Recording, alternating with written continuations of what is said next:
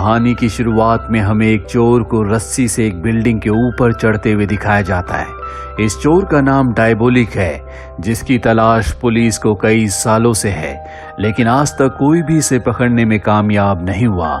और आज डायबोलिक इस बिल्डिंग से एक बेशकीमती ताज को चुराना चाहता है। बिल्डिंग के अंदर सिक्योरिटी तो होती है, लेकिन वो सब के सब कार्ड्स खेलने में बिजी होते हैं। डायबोलिक बिल्डिंग के अंदर चला जाता है, जहां पर उसके सामने एक सिक्योरिटी गार्ड आता है, पर वो उसे मार देता है। जिसके बाद वो उस दरवाजे को खोलता है जिसके अंदर ताज है। जैसे ही दरवाजा खोलता है, सिक्योरिटी अलार्म बज जाता है, जिससे पूरी की पूरी सिक्योरिटी ऊपर आ जाती है। पर जब वो उस कमरे का दरवाजा खोलने की कोशिश करते हैं जिसके अंदर ताज होता है, तो वो दरवाजा बाहर से नहीं खुलता, क्योंकि डायबोलिक ने अंदर से उस दरवाजे को बंद कर दिया है। और अब वो ताज जो कि सलाखों के पीछे है, वो उन सलाखों को काटना शुरू कर देता है। बाहर सिक्योरिटी किसी भी कीमत पर दरवाजे को खोलना चाहती है, इसीलिए वो डायनामाइट लगाकर दरवाजे को ब्लास्ट कर देती है। पर अब डायबोलिक उस ताज को लेकर यहाँ से अपने पैराग्लाइडर से उड़ चुका है। सिक्योरिटी उसे दूर से देखती रह जाती है और अब वो अपने पैराग्लाइडर को एक कार के ऊपर लैंड करता है जो उसकी गर्लफ्रेंड ईवा चला रही है। और इस तरह से सिक्योरिटी की आंखों में धूल झोंककर उस कीमती ताज को चुराने में कामयाब हो जाते हैं। कुछ दिनों के बाद हमें एक शो दिखाया जाता है जहाँ पर 5 बहुत बड़ी मॉडल्स बहुत महंगी ज्वेलरी पहनकर परफॉर्म कर रही होती है। दरअसल ये शो एक ज्वेलरी कंपनी का है। ये वही ज्वेलरी कंपनी है जिसका ताज डायबोलिक ने अपनी गर्लफ्रेंड ईवा के साथ मिलकर चुराया था। और अब यहाँ पर इन सभी ज्वेलरी को कई लोग खरीदना चाहते हैं। इनकी कीमत बहुत ज्यादा है। यहाँ पर सिक्योरिटी बहुत ज्यादा टाइट होती है, क्योंकि कुछ दिनों पहले डायबोलिक ने इसी कंपनी के ताज को चुराया था। अब जब इनकी परफॉर्मेंस खत्म होती है, तभी अचानक से लाइट चली जाती है, जिसके बाद इन मॉडल्स के पास एक पुलिस ऑफिसर आता और कहता है कि आप सब मेरे साथ चलो। और वो इन सब को अपने साथ ले जाता है और एक कमरे के अंदर जाने के लिए कहता है, जिसके बाद वो बाहर से शटर बंद कर देता है। दरअसल ये कोई कमरा नहीं बल्कि एक गाड़ी है। और अब यहाँ से पुलिस ऑफिसर गाड़ी को आगे ले जाता है, जिसके कुछ देर के बाद दिखाया जाता है कि पुलिस ऑफिसर अपने मास्क को उतार रहा है। ये पुलिस ऑफिसर नहीं है बल्कि डायबोलिक है, जिसने एक बार फिर से उसी कंपनी को लूट लिया है। और अब डायबोलिक इन 5 लड़कियों को इनकी ज्वेलरी निकालने के लिए कहता है, जिसके बाद वो इन सब को बीच सड़क पर छोड़कर इस जगह से निकल जाता है। जिसके बाद उसकी गाड़ी एक चट्टान के पास रुकती है और तभी वो अपनी गाड़ी से एक बटन दबाता है और चट्टान 2 हिस्सों में डिवाइड हो जाती है। दरअसल ये एक खुफिया रास्ता है जहां पर डायबोलिक अपनी चीजों को रखता है। वो अपनी गाड़ी को इस टनल के अंदर ले जाता है। वहीं हमें उन 5 मॉडल्स को दिखाया जाता है जो पास के एक मोटेल में जाकर इंस्पेक्टर को कॉल करती हैं और कहती हैं कि हमारा प्लान कामयाब हो गया। दरअसल ये 5 मॉडल्स नहीं बल्कि सब के सब एजेंट्स हैं, और जो ज्वेलरी इन्होंने पहनी थी उसमें ट्रैकर लगे हुए हैं। यानी कि अब इंस्पेक्टर को पता है कि डायबोलिक कहां पर है, इसीलिए वो ट्रैकर के जरिए उसका पीछा करना शुरू कर देता है। वहीं डायबोलिक और ईवा को दिखाया जाता है जो इस चोरी के बाद बहुत खुश है। ईवा चाहती है कि अब वो इस देश को छोड़कर कहीं और चले जाएं, क्योंकि इनके पास काफी पैसे हो गए हैं। पर डायबोलिक कहता है कि अभी नहीं, अभी मुझे एक और चोरी करनी है।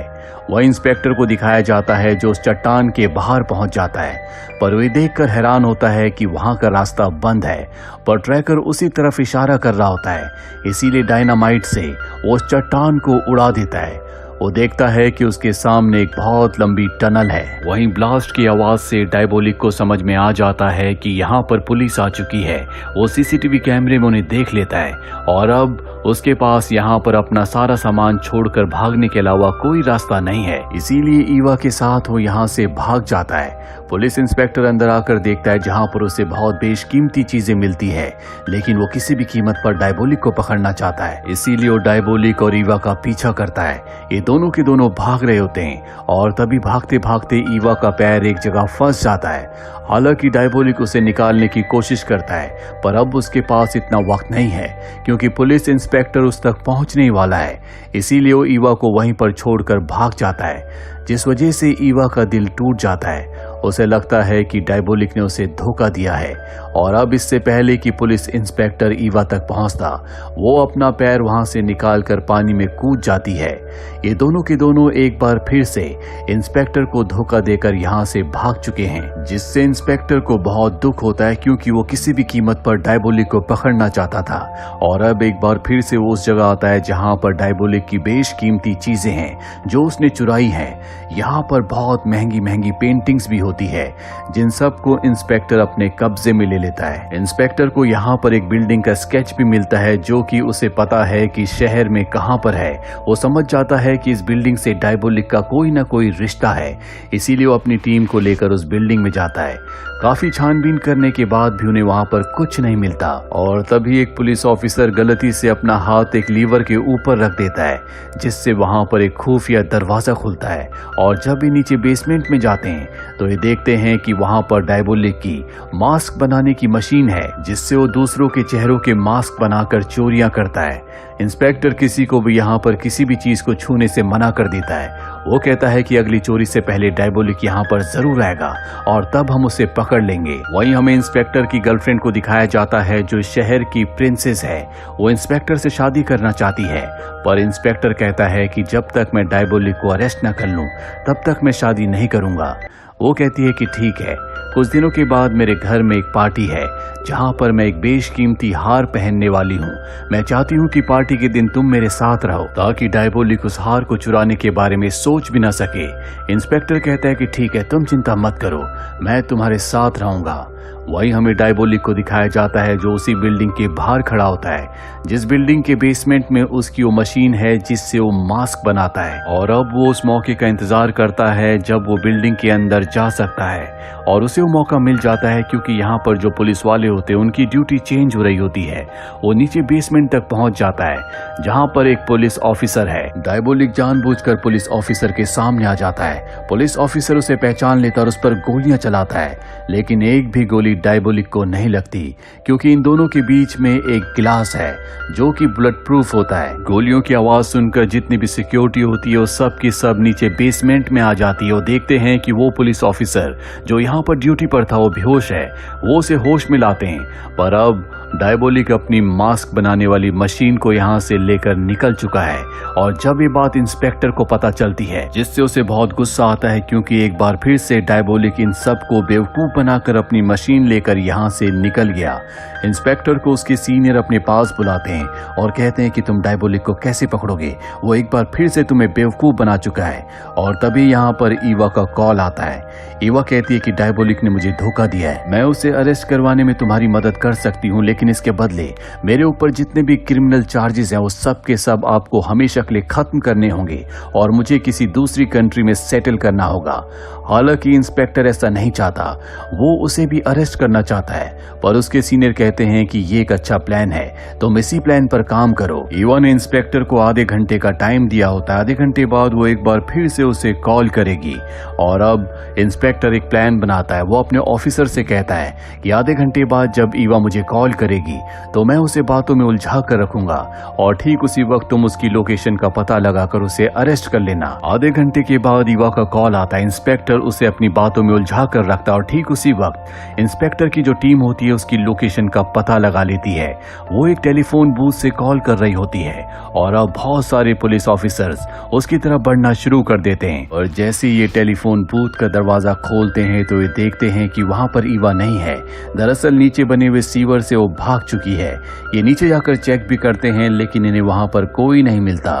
एक बार फिर से इनके हाथ से ईवा निकल चुकी है। दूसरी तरफ हमें दिखाया जाता है कि पुलिस ने डायबोलिक के यहाँ से जितना भी सामान जब्त किया था वो देखते हैं कि उसमें एक ब्रेसलेट नहीं है और ये वही ब्रेसलेट होता है जिसमें ट्रैकर लगा हुआ है, जिसका मतलब ये है कि ट्रैकर अब भी ऑन होगा।